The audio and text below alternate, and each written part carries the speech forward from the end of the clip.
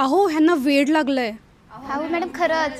काय 1000ची साडी फक्त 151 रुपयाला? पिंपरी चिंचवडमध्ये पहिल्यांदाच एवढ्या भन्नाट ऑफर्स घेऊन सुरू होत आहे कला दालन, पैठणी आणि सिल्क साडीज.